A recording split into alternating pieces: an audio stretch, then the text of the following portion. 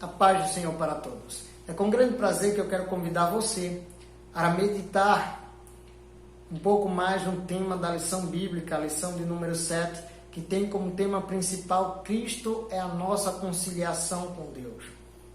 Quero que neste momento nós possamos aprender um pouco mais ou entender um pouco mais os projetos de Deus para com as nossas vidas. Que o Espírito Santo neste momento possa achar espaço no seu coração, na sua mente, para entendermos, ou nas nossas, para entendermos ainda mais qual é o real propósito de Deus através de Jesus Cristo para a vida de cada um de nós.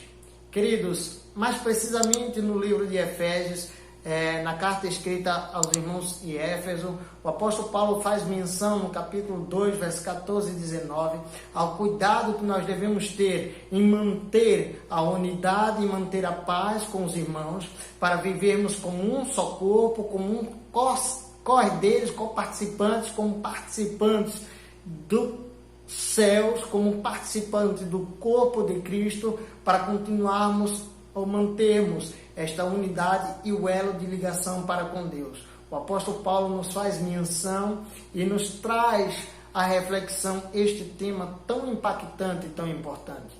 Porque se entendermos e acompanharmos o texto bíblico, o apóstolo Paulo nos faz menção de duas separações. Ele usa as muralhas de Jerusalém, ele usa os muros do Santo Templo para fazer esta menção de maneira alegórica do quanto difícil é para o homem quando se existe uma parede de separação para ter acesso a Deus. Os gentios não poderiam conhecer o judaísmo ou o Deus dos judeus porque existia uma parede de separação dos muros, e para que ele pudesse ter acesso, ele teria que se converter ao judaísmo.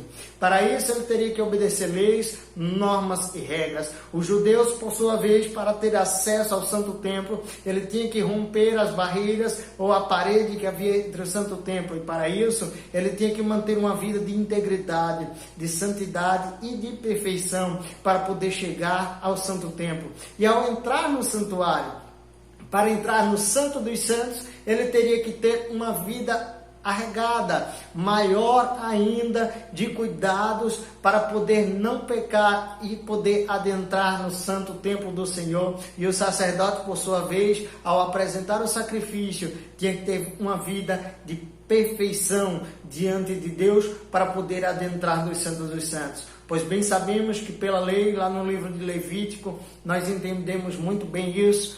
Tudo quanto era tratado para com os homens, ou dos homens para com Deus, tinha que ter uma vida de retidão e integridade para poder apresentar-se diante de Deus. E para isso havia derramamento de sangue de animal, que poderia não perdoar os seus pecados, mas justificar, e diante de Deus sim, ele poderia apresentar-se por causa do pecado lá do Éden, por causa do pecado cometido por Adão. Adão esqueceu que Deus tinha lhe dado direitos, tinha lhe dado liberdade, mas também tinha lhe dado uma ordenança, tinha lhe dado um dever. E eu entendo pela luz da Bíblia Sagrada que a coisa que Deus mais ama no homem é a sinceridade e a honestidade. Coisa que o irmão Adão não teve lá no Jardim do Éden. Quando o irmão Adão pecara contra Deus, a primeira coisa que ele fez foi se esconder. A segunda coisa foi cobrir a sua nudez. A terceira foi quando Deus convidara para conversar, para entender dele o que havia acontecido, não que Deus não soubesse, não entendesse, mas Deus queria ouvir de Adão qual o seu posicionamento. Adão, ao invés de reconhecer a sua fraqueza, a sua fragilidade, ele decidiu achar uma culpa, um culpado e uma justificativa para os seus atos. Tanto é que ele disse: Deus, foi a mulher que tu me deste, que me induziu ou que me levou a pecar, a desobedecer a tua palavra. E assim começou a se construir uma parede divisória, uma parede de separação entre Deus e o homem. E diz a Bíblia Sagrada que Deus, a partir daí, traçou um projeto de salvação e tinha decretado uma palavra de restauração para esta aliança que foi rompida. Trouxe os sacerdotes, veio os profetas e nada disso aconteceu, porque constantemente o homem continuara a pecar contra Deus, continuara a desonrar a aliança feita com Deus e continuamente o homem voltava-se contra Deus, ou seja, em momentos de conforto, ele esquecia da existência de Deus. Ele passava a esquecer ou a se sentir autossuficiente, tendo domínios, tendo controle, e esquecia do favor de Deus ou das bênçãos de Deus para com as nossas vidas. E neste momento é que nós entendemos que a parede de separação não foi rompida, porque o homem estava preso à sua natureza carnal e não conseguia jamais se sentir em paz, se sentir livre. Porque, embora havia o derramamento de sangue, mas sangue esse de animais, apenas justificava os meus e os seus atos, os atos dos homens naquela época, para apresentar um sacrifício a Deus e receber da parte de Deus uma bênção especial, para que pudesse continuar um ano gozando de paz, de alegria e de prosperidade na presença de Deus. Daí o apóstolo Paulo faz menção, no capítulo 2, verso 14, a parte B, da separação que havia do extremismo, judaísmo, para com os homens, bem como para com Deus. Quando ele diz que a barreira era tanto literal quanto espiritual. Ele diz que a parede de separação estava no meio, impedindo o acesso direto do homem para com Deus. E não havia mais aquele acesso, aquela intimidade que havia com Adão para com Deus no jardim do Éden. E Cristo teve o cuidado de nos trazer ou de reatar essa aliança, derramando o seu sangue na cruz do Calvário, para nos dar o direito de sermos feitos filhos de Deus, coparticipantes da herança dos céus. A Bíblia Sagrada nos prova e nos mostra categoricamente em Hebreus, capítulo 10, verso 19, que pelo sangue de Cristo temos livre acesso, liberdade de entrada no santuário de Deus, no lugar sacrossanto, no Santo dos Santos. A Bíblia Sagrada nos prova e nos mostra no livro de Levítico todo um rito que tinha que ser feito para poder adentrar no Santo dos Santos. Mas, quando Cristo verteu o seu sangue na cruz do Calvário, a Bíblia Sagrada nos diz, conta-nos os relatos históricos, que a parede de separação, o véu do templo rasgou-se de alto a baixo. Isso nos mostra que aquilo que nos separava de Deus agora já não existe mais. O sacrifício já foi feito, o sangue já fora derramado do Cordeiro de Deus, não para justificação, mas para perdão de pecados, para nos dar o direito de sermos feitos santos, puros.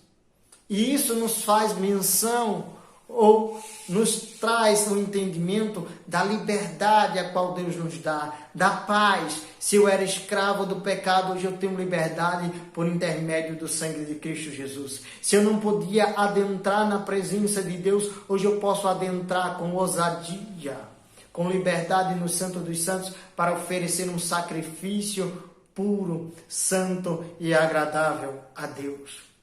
Quando o apóstolo Paulo escreve esta mensagem, escreve esses textos, me aquece o coração, me enriquece a alma, porque ter a conciliação, ou ter novamente a intimidade, a liberdade de conversar com Deus, o que outrora nos fora tirado por causa dos nossos pecados, dos nossos erros pecaminosos, isso muito alegra a minha alma. E o difícil não é chegar a Ele, não é entender. Pois no livro de Hebreus, na carta escrita aos Hebreus, diz o seguinte, que para a salvação é preciso apenas acreditar. e com a boca se fazer confissão diante dos homens. São dois atos simples para podermos ter a liberdade ou sermos alcançados pela graça.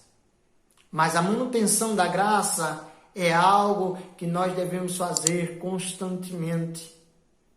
E é isso que o irmão Paulo nos faz menção, porque às vezes, a partir do momento em que mantemos ou damos manutenção, a permanência, a luta constante para estar de pé na presença de Deus,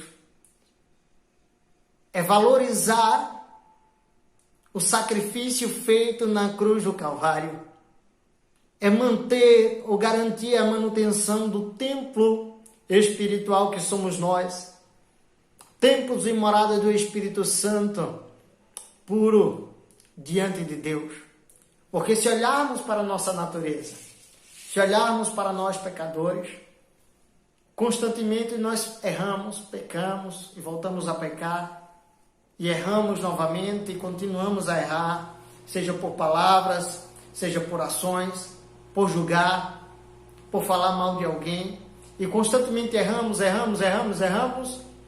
e não lembramos de que Deus deu seu próprio Filho para morrer na cruz do Calvário, para reatar uma aliança que nós quebramos, uma aliança que nós desprezamos. E Ele nos diz, a reconciliação ou a conciliação está em Cristo. E nós erramos e continuamos a errar, mas se não fosse a graça, a misericórdia e o sangue vertido na cruz do Calvário, aonde estaríamos nós neste momento? Deus nos deu a vida e nós temos ela em nossas mãos e podemos fazer dela o que quisermos, e cabe a nós escolhermos estar mantendo essa unidade, porque a palavra do Senhor também nos diz que para quem peca consciente não existe sacrifício. O sacrifício foi feito lá na cruz do Calvário. Jesus Cristo para nos dar a liberdade, para nos fazer um novo homem, uma nova mulher. E o apóstolo Paulo diz, ei, temos que viver em paz, porque o próprio Cristo nos trouxe a paz. Ele não só nos trouxe a paz, mas Ele é a própria paz. Nós temos que viver uma vida de unidade, esquecemos os ritos, as religiosidades e passamos a viver Cristo, pregar o Evangelho da salvação, anunciar um Cristo que traz paz, que traz liberdade, que não nos traz juízo nem julgamento no momento, mas Ele nos traz a graça. Mas uma graça que não foi barata, que não é de graça. Essa graça custou sangue, e o sangue vertido na cruz do Calvário. O apóstolo Paulo faz menção disso, e ele diz que Cristo levou sobre si as nossas dores, ele foi moído, ele teve a sua carne dilacerada, foi açoitado, ele se tornou maldito, porque todo aquele que era pendurado no madeiro e que era açoitado, tornava-se maldito. Este foi o preço da graça. E nós não vivemos mais debaixo da lei, não porque a lei não tivesse ou não tenha o seu papel, porque a lei sim trazia orientações éticas e morais para que a igreja pudesse crescer, para que o judaísmo pudesse se difundir ainda mais. Mas os homens estavam ligados a ritos, a cultos. E Deus não queria ritos e não quer ritos. Deus quer sinceridade, humildade, liberdade. Deus exige de nós um espírito quebrantado, um coração derramado diante da sua presença, vivendo em paz e harmonia com nossos irmãos. Diz a Bíblia Sagrada que éramos jambuzeiros e fomos enxertados na oliveira verdadeira que é Cristo Jesus. Isso nos aconteceu para que nós possamos dar frutos, e frutos bons. E a paz é um dos frutos do Espírito Santo. É um dos frutos do Espírito que está por sobre as nossas vidas. É um dos frutos daquele que é nascido de novo. E quando o apóstolo Paulo faz menção a isso, para os judeus e para os gentios, ele diz: não é mais necessário a circuncisão, não é mais necessário o rito do culto, não é mais necessário toda esta carga de lei, porque o próprio Cristo já fez cumprir a lei. E ele veio para cumprir a lei. E agora mudou-se o sacerdócio. Agora não mais vivemos pela lei para justificação, para irmos aos céus, mas agora vivemos no tempo da graça, pela graça, e devemos honrar aquilo que Cristo fez na cruz do Calvário. O sacrifício feito na cruz do Calvário. Vivemos em uma igreja onde encontramos todo tipo de pessoas diferentes, com ideias, culturas, costumes diferentes. Mas todo aquele que é nascido em Cristo Jesus vive com um único objetivo, que é de adorar, exaltar e de buscar a presença de Deus, para um dia chegarmos no céu, para um dia glorificarmos ainda mais ao nome dele, reinando com ele nos céus de glória. A lei permanece como vigor, como padrão de conduta e não como meio de salvação. A lei cerimonial fora citada como sendo a circuncisão, sacrifícios, comidas, bebidas, os dias de festa. Está lá em Colossenses, capítulo 2, verso 11 e 16. Esses ritos identificam a posição do povo diante de Deus e demonstrava a hostilidade deles para com os gentios, que fazia uma separação nítida daquilo que se julgava povo de Deus, servo de Deus, dos que não é. Mas Cristo veio não fazendo acepção de pessoas, não fazendo divisão, não olhando classe, não olhando cor, mas olhando o interior do coração humano. Desde o Antigo Testamento, Deus revela esses cuidados para com o homem. Saul, quando for a ungir o rei, Deus disse: você olha para a aparência, mas eu olho para o que está dentro. Eu conheço o interior. O livro do profeta Joel nos faz menção de algo impactante, porque quando o povo de Israel esqueceu-se da graça ou da bênção de Deus, Deus permitira que a praga viesse e assolasse toda a nação. Deus permitiu que os inimigos secassem a Israel para eles buscarem o socorro do Senhor. Deus permitiu que acabasse as ofertas, os manjares. Deus permitiu que não houvesse nenhum ofertório para eles,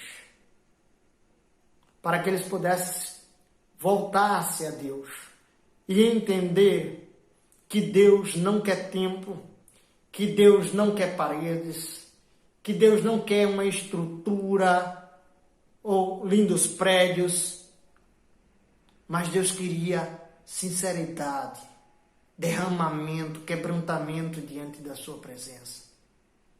Tanto é que Joel, quando apresenta-se diante dos sacerdotes, ele diz: façam um jejum, Convoque o povo para buscar a presença de Deus, para reatar a aliança que mais uma vez foi desprezada.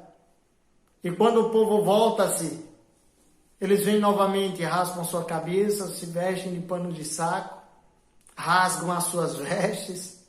Aí Joel disse, não rasgue as vossas vestes, rasgue os vossos corações. Se derramem e se quebrantem na presença do Senhor, porque assim, talvez assim, Ele vos ouvirá. E ele faz menção aos mais velhos e diz, ei, lembre aos vossos filhos, conte a eles o quanto é bom ter aliança ou manter aliança com Deus, intimidade, unidade com Deus. Lembre a ele que nos tempos antigos, ou no tempo que o povo de Israel vivia na presença de Deus, com unidade com Deus e com a igreja, Deus derramava bênçãos, Deus o fazia prosperar e não precisava.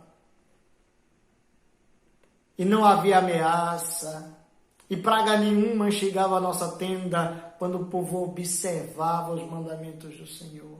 Conta para eles a importância, o tamanho da importância de se ter uma unidade com os irmãos, com a igreja e com Deus. Conta para eles. E houve um cumprimento tanto literal quanto espiritual, escatológico, para com as nossas vidas, porque houve o derramamento do Espírito de Deus, tal como Joel pregou, como Joel profetizou naquele tempo. E eu vejo o cumprimento da palavra de Deus. Eu vejo o cumprimento cada dia mais e mais. E o apóstolo Paulo, acredito que tomado pelo mesmo, tenho convicção que tomado pelo mesmo Espírito, ele nos fala que a parede de separação entre gentios e judeus deu-se justamente quando houve o cumprimento. E o próprio Jesus nos diz isso em Mateus 5,17, não vim para revogar, mas para cumprir a lei. E se entregou por nós, como um sacrifício em favor de ambos os povos. Para gentio, quanto para judeus, ele se entregou. Para nos dar o direito de livre acesso. Em Hebreus capítulo 7, verso 27, nos fala isso. Livre acesso, liberdade para entrar na presença de Deus. Nos trazendo paz. A expressão paz apresenta para uma conotação profunda. O autor diz que paz é de maneira literal, que Cristo trouxe, mas que Ele é a nossa paz. Ele nos trouxe, ou criou novamente, o elo de unidade e de comunhão para com Deus. O mais interessante é saber que a graça e a presença do Espírito de Deus, a permanência do Espírito Santo de Deus nas nossas vidas, é o que faz toda a diferença no nosso viver, porque é Ele, segundo a Bíblia Sagrada, que convence o homem do pecado e da morte. Então é Ele que nos orienta. A natureza humana nos leva e nos induz a pecar. Mas quando nós chegamos a pensar, ou a tentar, ou a desejar, o Espírito Santo de Deus nos diz, ei, isso é errado. Não faz isso. Vai atrapalhar a comunhão. Vai atrapalhar a liberdade, vai atrapalhar aquilo que Deus disse, aquilo que Deus fez, o trabalho e a obra de Cristo Jesus. E a partir desse ato surge uma nova humanidade. A igreja de Cristo passou a ser um povo só. Aonde havia circuncisão, não mais faz-se necessário haver circuncisão. Aonde havia um rito, não mais é necessário ter o rito, pois a Bíblia Sagrada nos diz: entrai, pois, com ousadia, liberdade, para oferecer um culto santo, puro e agradável a Deus, por intermédio do sangue vertido na cruz do Calvário. E ainda lembro mais, que a Bíblia nos afirma que Ele é advogado por excelência. E aí quando nós procuramos aquilo que nos roubava a paz, aquilo que nos tirava a alegria, nós entendemos, pela luz da Bíblia Sagrada, que além de pagar um preço precioso para nos purificar, tanto é que o apóstolo Paulo nos afirma: onde abundou o pecado, superabundou a graça. Aleluia. Aleluia. Aleluia. Quando o pecado tenta nos roubar, ou quando o acusador tenta nos apontar, existe um advogado por excelência. Diz o escritor que Jesus Cristo morreu na cruz do Calvário para nos dar o direito de perdão de pecados. Este é o nosso advogado por excelência. Ele nos trouxe a reconciliação com Deus em um só corpo, em uma unidade, para que possamos um dia,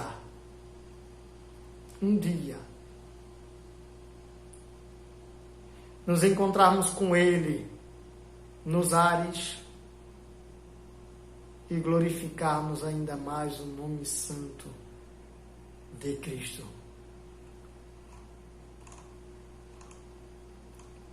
É muito bom saber que a nossa reconciliação teve um preço, e o preço foi de sangue. Que a nossa reconciliação teve um preço, e um preço alto, de alguém que rejeitou ou que deixou de lado o seu reino, a sua glória, a sua majestade, sabendo que seria moído, sabendo que seria desprezado, sabendo que seria rejeitado, sabendo que seria hostilizado, sabendo que os seus não o entenderiam, sabendo que os seus não o aceitariam, sabendo que o cuspiriam, sabendo que ele seria maldito, ele tornou-se menor que os anjos, rejeitando toda a sua glória. Tornou-se maldito, menor do que os homens, indo ao Gólgota. Tudo isso por mim e por você, para nos dar o direito de sermos feitos filhos de Deus, cordeiros, participantes da nação celeste, num povo que vai para os céus.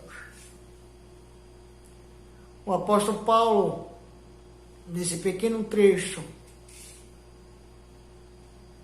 ele nos faz lembrar da importância de mantermos essa unidade, essa aliança. Ele nos faz lembrar que a aliança com os homens, a unidade da igreja, a paz para com os homens, é propagar o evangelho de Cristo Jesus, é propagar a aliança feita na cruz do Calvário, entendendo as diferenças, entendendo as qualidades e defeitos e fazendo ainda mais o que diz a Bíblia Sagrada, onde nos afirma que Deus ama o pecador, independente do estado, da condição a qual ele se encontre, independente de como ele esteja. Deus me ama, Deus te ama, Ele te entende, mas Ele aborrece o pecado. O mais interessante disso tudo é que Ele diz: vinde a mim, você como está, da maneira que você estiver. Mas Ele logo depois diz: aprendei de mim, que sou manso e humilde de coração. Eu vejo pela luz da Bíblia Sagrada, pelos históricos bíblicos, relatos históricos, em que afirma categoricamente que todas as pessoas que procuraram a Jesus, todas as pessoas que chegaram à presença dEle, à procura de um socorro, de um alívio, à procura da bênção, ou de ser alcançado pela bênção. A preocupação real do próprio Cristo era primeiro de reatar a aliança com Deus. Era de primeiro fazer com que o homem e a mulher tivessem acesso direto a Deus. E todos aqueles que procuravam a Ele, Ele dizia: perdoados-lhes são seus pecados. Ele dizia: vai, não peques mais. E o bom disso tudo, o que alegra a minha alma, é que todos aqueles que procuram a Deus e se chegam a Ele, a bênção vem logo atrás acompanhando. E eu vejo muito de um evangelho ou de pessoas que barateiam a graça de Deus, dando a ela uma condição.